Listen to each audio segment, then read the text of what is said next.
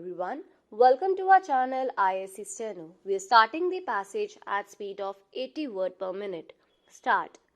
Mr. Deputy Chairman, I have a few brief remarks to make.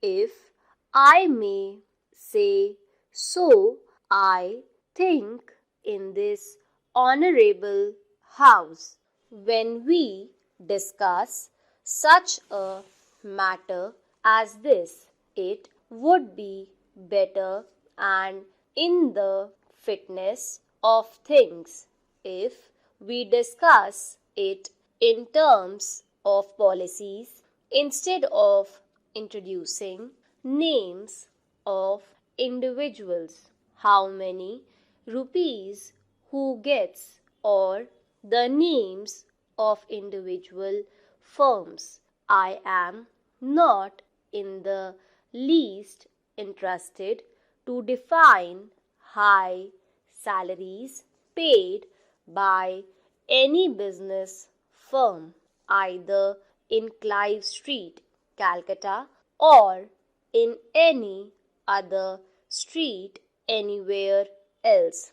But I think, as a matter of principle, we should avoid mentioning names of individual and firms because it seems to be unjust and unfair.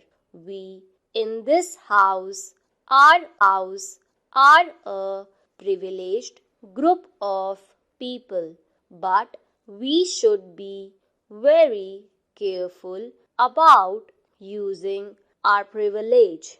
Otherwise, we might do damage to the prestige and authority of Parliament in the eyes of the public. Now, sir, I think we should discuss the measure in terms of principles and policies, and the two important basic points that are involved in this are a question of investment and a question of incentives. We have decided to bring about what we call a socialist society in the country, and a socialist society does not mean that we should engage ourselves in working out a just distribution of poverty.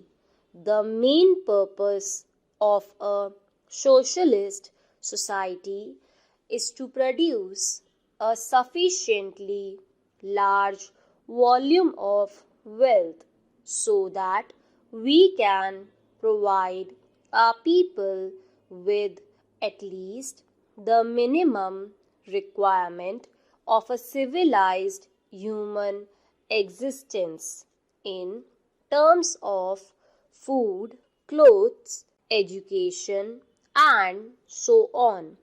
Obviously, this wealth production and the volume of it that we require in terms of our situation requires investment on a massive scale.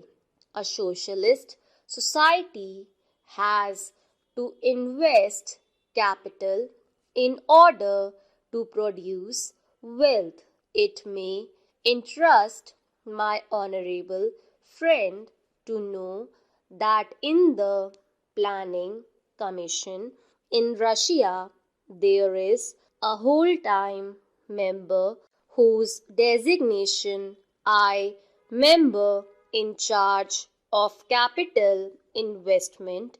It sounds rather odd that a socialist country has to appoint a man whose principal anxiety is to work out the best way of capital use.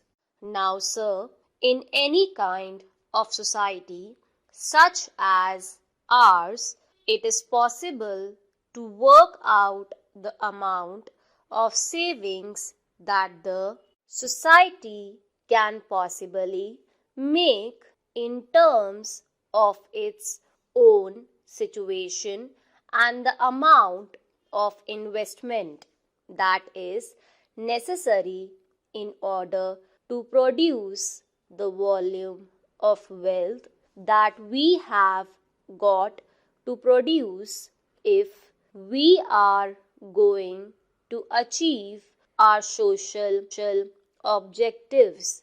The difference what we have got to invest and what we can possibly save in terms of our own society is a very wide gap in our situation, and that gap has to be filled obviously by importing capital from wherever we can get it.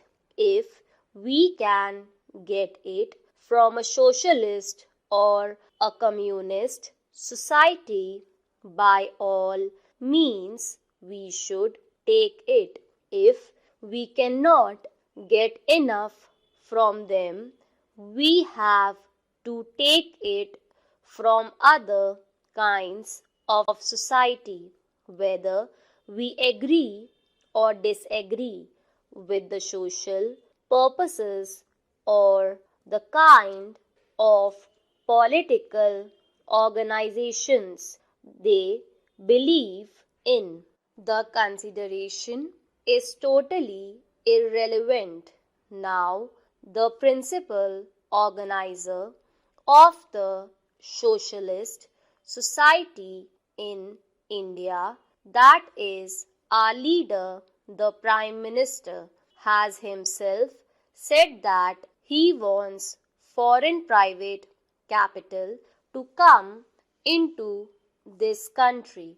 It is not that it is a very desirable thing.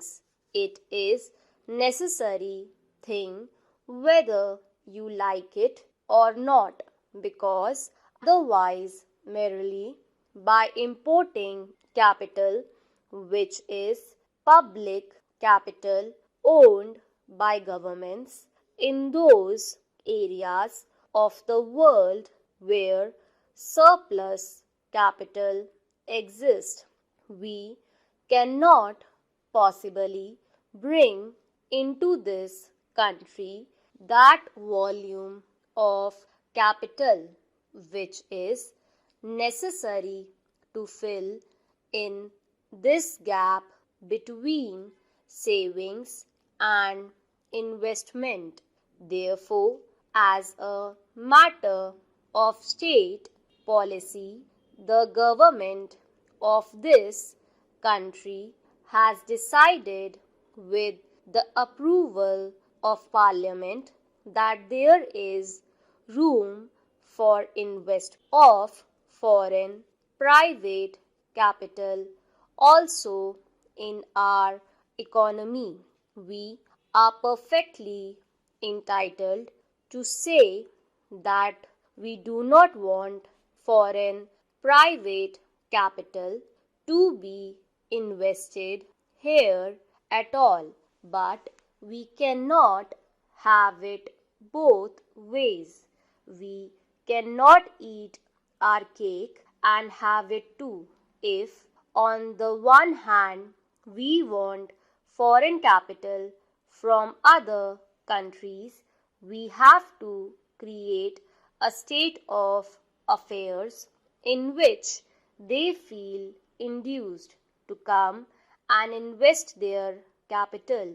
As I have said, we are free to say that we do not want it, but if we do want it, we cannot at the same time insist on creating conditions which forbid them to do so, which they find extremely discouraging.